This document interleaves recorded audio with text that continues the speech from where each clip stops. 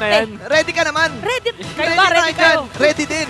Oh. Ready din tayo. Looking at the lineup. Ayun na, ang bilis ng drop. 10 minutes ang nakalaan doon sa airtime sa drop. Nagulat si Direk. Sabi ni Direk, hoy, Game na? Game na, 10 minutes yung drop ah. Ay, grabe, literal na 4 minutes lang ata tinagal nun ah. Wala ka nang na-type.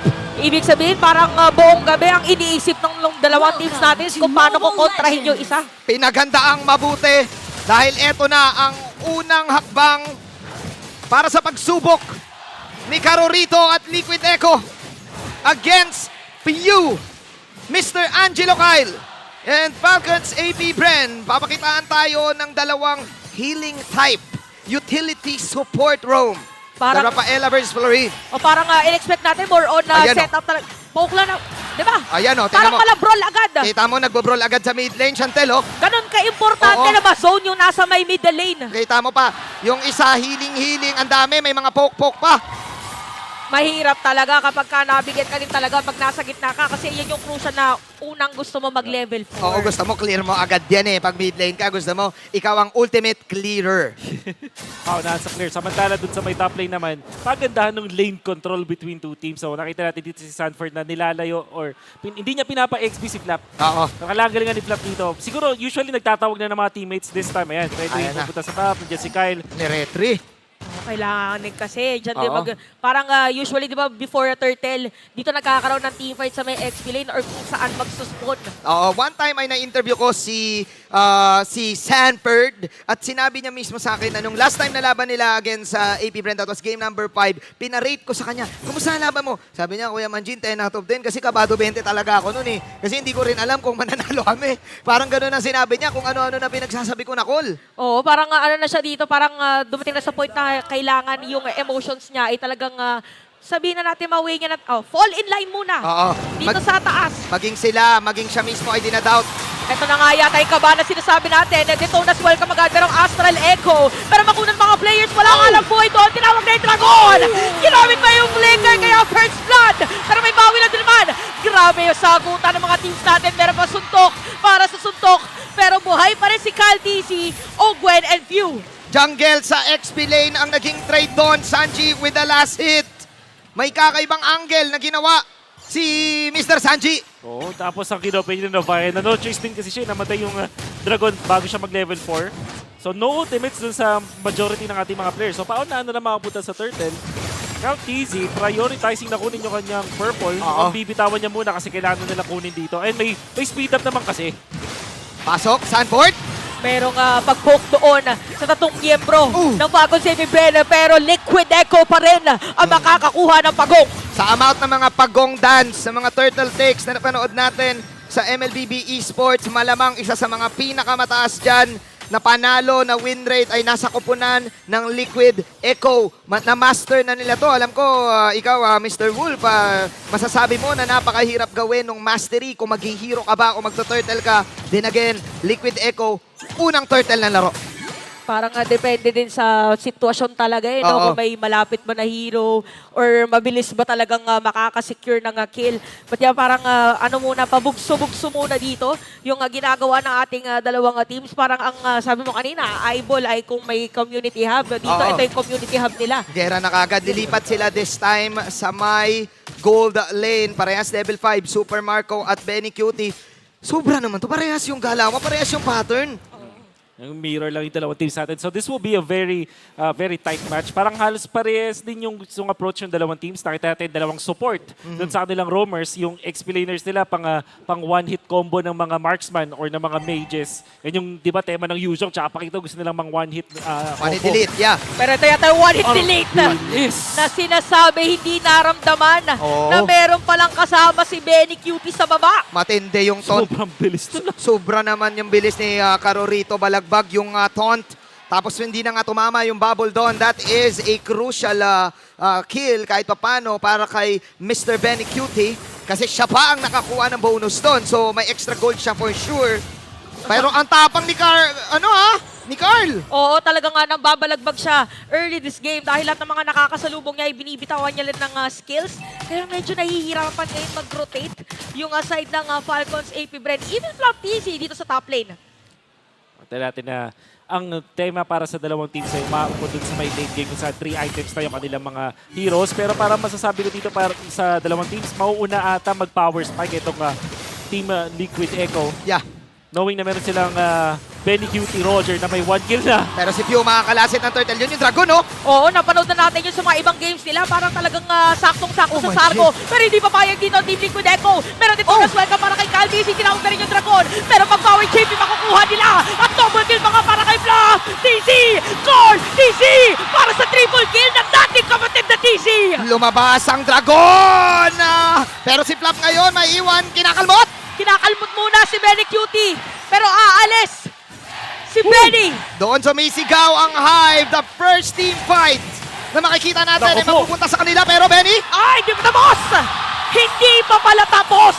At dahil dyan, lamang ang Falcon sa Bren. jabated si Benny Cutie all because of the healing galing na meron si Master Ogwen. With this, naging mataas ang gold swing. And for sure, may extra item na makukuha dito ang lahat ng players ng AP Bren. Ito yung ayaw na paglaruan ng isang Roger. Gusto niya laging dire-diretso yung mga kills niya. And this is the reason why Falcon Safety Brand went in for the Rafaela. Naubusan na rin kasi yung mga valid na sustained heroes natin, di ba? Wala na Matilda, Oo. wala na yung mga Minotaur. So parang humugot ng malalim yung sila Daki and si Coach Robert to get this Rafaela na nakita natin nung gino-shot sila ng Team Liquid PH. Nag-flicker out lang si Ogwen tapos punish afterwards. Goods na goods, goods na goods. At nagtabi-tabi pa sila doon kanina kaya tumama yung passive ng isang Moskov. Tumatagos yung kada karayom na binabato niya Yep. with that Spear of Destruction teleport. And with this, ang laki ng swing, no? Biglang na-control ng Falcon sa AP Bren yung mapa. Grabe yung sinabi mo dito, Will. Parang yung na-realize ng Falcon sa AP Bren, wag na tayo mag-setter-setter.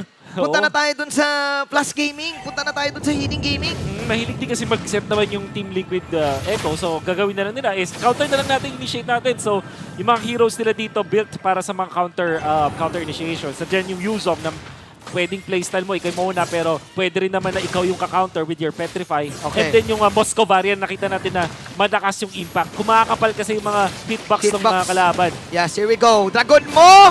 Retrico! Sino nga ba talaga makaka-retry dito sa ating laban? Pero hero pala yata ang gusto nilang gawin. Dito na sweldo Oh! Kyle DC habang sa may madalikod. Si Pew, makukuha nila. Dediretso yung baka kay Kyle DC dito ngayon. Ang Brazers natin dito tama doon. Pero nga Heartings makakakuha pa rin ng kill. At si Saji, isama mo na si Sanford sa ilalim ng Torre. Pero flop, DC, shutdown na para sa kanila. And a double kill para kay Benny Cutie. This time ay nakabawi ang Team Liquid Echo, the Cavalry. Ang layo ng trinabel time ni Benny Cutie. Yung buong Zapote Road ay kanyang trinabel para makuha yung double kill na yun. Ganda na pinakita doon ng Team Liquid Echo. Merong play doon si Saji na hinarangan niya yung Star Shatter ni Few. So dalawa yung na-achieve. Nahanap nila kung nasa si Few tapos napigilan pa yung retry damage siya na. Wow! Okay. Kamunti ka na. Faker. Pindot na pindot! Si Carlo Tizzy, Super Marco with a dodge. Pero ganon ka-confident si Carorito on that Appraiser's Wrath in the mid lane with a snap na ibawi ng Liquid Echo. Tumabla na naman ang laro. Oo, 8 Stalemate. minutes na. 8 Oo. minutes na pero pantay na ulit yung laban natin. Tsaka doon mo makikita na napaka-importante talaga ng middle lane. Ginamit pa dito yung Spear of Destruction para talagang umabot din doon na si Super Marco sa may Yeah. gitna. And kung titingnan mo yung huling laban na yun, si 4D, hinahanap niya talaga si Angelo. Hinahanap niya si Few. Oo nga. Lumawak yung camera eh. Nakita mo, nag-zoom out. Kasi yung mga Astral Recall Yeah. dito ay talagang nagagamit ng side ng Falcons AP Bren. At mukhang Pero yung sanib-sanib muna. Parang kakaibang trade na gusto gawin dito ng Team Liquid Echo. Okay. Pero naka-ready ang AP Bren para dumepensa. Yeah. Hindi pa rin binibigay ang mid lane dito. Basag ang mid ng Liquid Echo. AP Bren for sure ang pwedeng magdikta kung saan ang laban dahil dyan sa butas na mid lane na yan. Pero yung Team Liquid, masaya sila kasi nag-commit ng Dragon itong si Flap TZ. Ay, With the oo. upcoming Turtle. Pero yung Turtle naging Lord. Ay, naku, binigay na So, lang. binigay. So parang siguro calculated yun ni Flap TZ na hindi naman siguro lalaban yan anytime soon kasi biglang naging Lord eh. Parang malaki yung difference ng Turtle pa lang siya tsaka ng Lord na siya ngayon. So hindi pwedeng i-burst ng Team Liquid. Pero sabi dito ni Carorito, saglit lang. Walang Dragon. Walang Dragon, laban pa rin. 20K ang kinukol dito ni Carorito. Parang pwede yata dumiretso dito yung dalawang teams natin at nakaabang for the retry. Ayan na. Astral Echo ay ginamit na.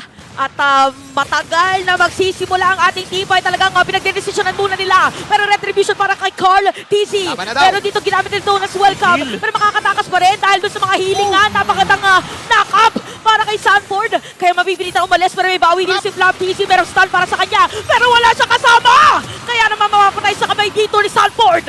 20 seconds, hindi ko na nasabi, 27 seconds down! Si Flap Daisy, ang tapang ng Liquid Echo! Oo, tropang napilitan yung Falcon Safety Bread kasi yung move nila dun sa top meant na may magde-defend dun sa mid na mag-isa lang.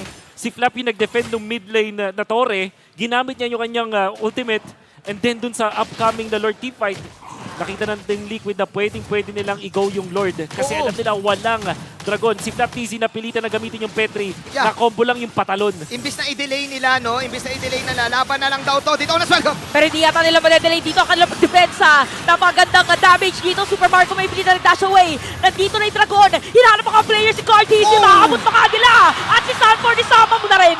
Parating dito si Benny Cutie at si JP. Si Sancho medyo mahihiwalay sa kanya. Benny! Pero sakit na mga pre-hit. At aalis muna ang dalawang kupunan. Lamang sa show ang Liquid Echo. Pero ang Falcon sa AP Bren, alam nila yung capability ng lineup nila with the Dragon form na kanina wala.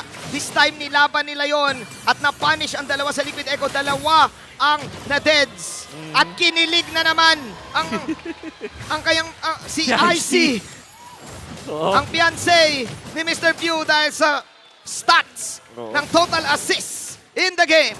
Siya na nga number 1 na ngayon. 13 seasons na rin naglalaro.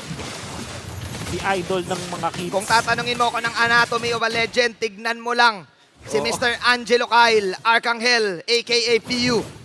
Grabe no, 13 seasons. Very consistent international appearances or accolades mga at lumalaban ulit Oo. ngayon for an MPL Grand Finals. Number 1 in assist, mala Steve Nash, Jason Kidd na pinagsama-sama. Oo. 7-7 is the scoreline. It's still a 50-50 ball game for both of these teams. Maghihintay na naman tayo ng 40 seconds para sa Lord. Pwede ka munang magtimpla ng kape. Ikaw na nanonood ngayon. Oo. Tawagin muna yung mga tropa, manonood tayo sabay-sabay. This will be a very long series. Yung Oo. game 1 pa lang natin, palitan agad. Akala natin na Falcon Safety Bren na yung may control. Biglang nakahanap ng opening yung Team Liquid. At ngayon, magkakaroon ng second Lord natin kung saan available lahat ng spells. Yeah. Available lahat ng ulti. I take note, last time na nakita natin yung laban na to, yung agawan ng Valentina and Novaria, Aha. ang usually na nanalo sa late game ang ay Novaria kasi may poke capability. Ayan oh, Ang sakit. yung the starter of the shot, star. The star shatter Shatter poke. of the stars. Oo. The stars of the Gaguhit. shatter. Ang tawag dyan sa rank games, guhitan mo. Guhitan. Para naman sa Falcon AP Bren, meron sila itong Barats. Ang pwede kasing gawin ng isang Barats, gamitin yung kanyang ulti para dun sa Fredry para hindi makaretry. Tapos yung makakampi niya yung i-hit dun sa Lord, tapos siya na lang yung magre-retry. Nako, Astral Echo. speaking of Lord, itutuloy yata at hindi i-reset. Astral Echo ginamit na ulit.